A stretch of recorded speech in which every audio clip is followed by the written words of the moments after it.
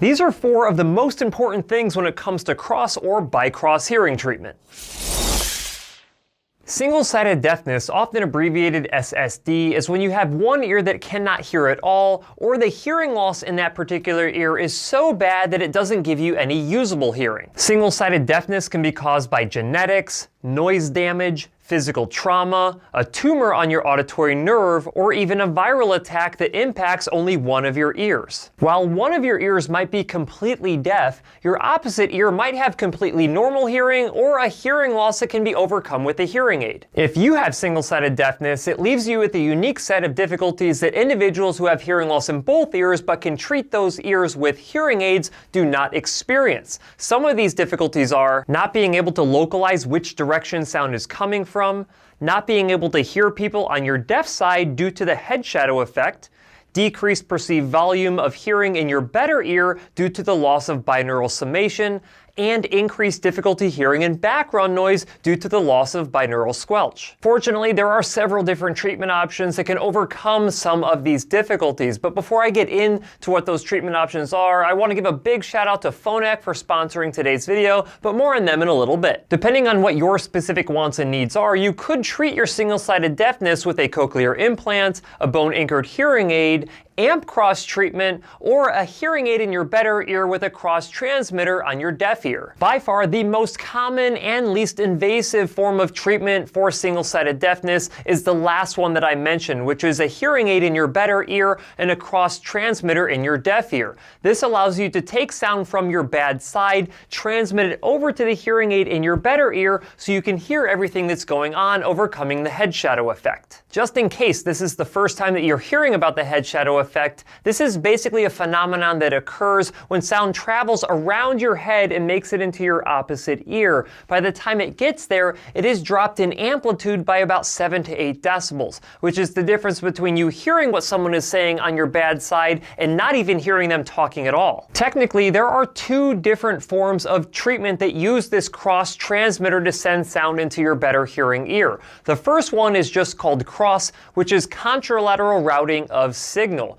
This is when you have completely normal hearing in your better hearing ear, and all you're doing is transferring the sound over to that ear. The second one is called BiCROS, which is bilateral contralateral routing of signal, which is when you take sound from your deaf side, transmit it over to your better hearing ear, but since that better hearing ear also has a hearing loss, you also need to apply amplification to it. Not only does this transmission from the CROS over to your better hearing ear overcome the head shadow effect, but you can also use that hearing in your better hearing ear to amplify the sound to help overcome any hearing loss that you would have on that side as well. Either way, if you have no usable hearing in one of your ears and you still have some usable hearing in your better hearing ear, you could use either CROS or BiCROS treatment. But there are 4 things that you need to keep in mind before deciding on which CROS treatment to use. The first thing that you need to consider is finding a hearing care professional who verifies this CROS transmission using real ear measurement. I talk about real ear measurement all the time when you're trying to program a hearing aid correctly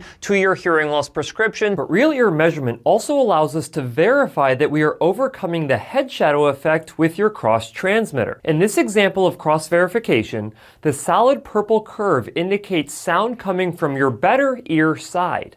Ideally, we want this solid purple curve to match the prescription hashmark purple curve to ensure that we are amplifying sound enough to overcome any hearing loss you may have in your better ear.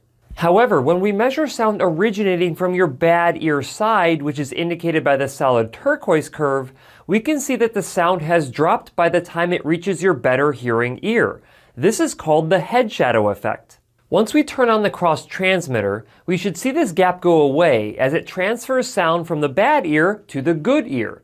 This is indicated by the solid red curve, which is now overlapping with the solid purple curve, thereby overcoming the head shadow effect and ensuring that you can hear sound that is coming from your bad side. If your provider does not verify this with real ear measurement, there is no guarantee that a CROS transmitter will overcome the head shadow effect.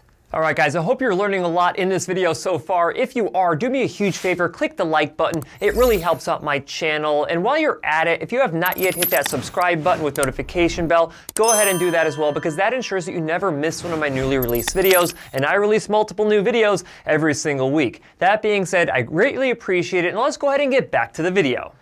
The second thing that you need to consider is if you have access to a compatible smartphone app like the MyPhonak app from Phonak, today's video sponsor. Not only does the Bluetooth connectivity inside of the Phonak Audeo Paradise line of hearing aids allow you to stream audio like audiobooks, music, podcasts, YouTube videos, or phone calls from up to 8 different devices into your ear, but it also gives you compatibility with the MyPhonak app even if you're using a CROS transmitter. Yes, you heard me right. The MyPhonak app is now compatible with a Phonak Audeo Paradise hearing aid that is connected with a CROS transmitter, so you now have more control over your devices. Once you pair your CROS transmitter and your Phonak Audeo PR or Audeo P13 hearing aid to the app, it will allow you to check your battery life if you have a rechargeable Audeo hearing aid, increase or decrease your overall volume, mute your hearing aid entirely, personalize your own programming with a 3-band equalizer, equalizer presets,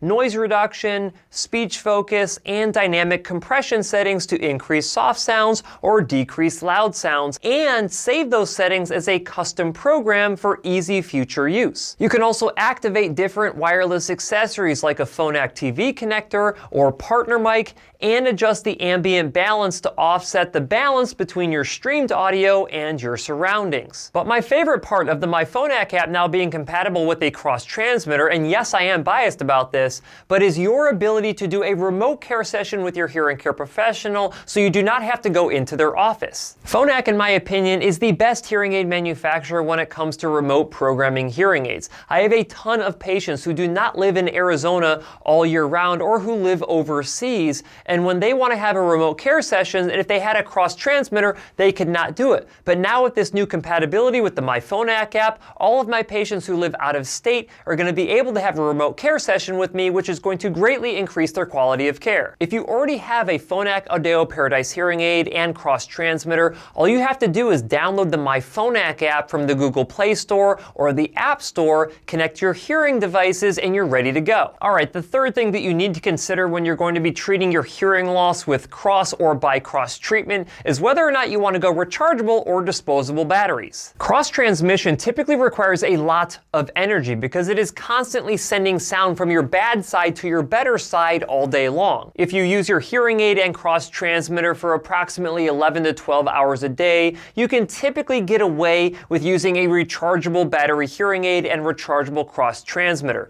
But if you end up exceeding this amount of hours, you really have to ask yourself if you're going to be willing to charge your hearing aids throughout the day, or if you just want to use a disposable battery that will last you several days. While you might be thinking that disposable battery technology is older technology, I will say that the performance differences between rechargeable and disposable batteries is virtually nothing. So it really just comes down to what you want. If you really want rechargeable battery technology and you're willing to potentially have to charge your hearing aids throughout the day, or if you only wear them for 10 to 12 hours, then it makes a lot of sense to go rechargeable.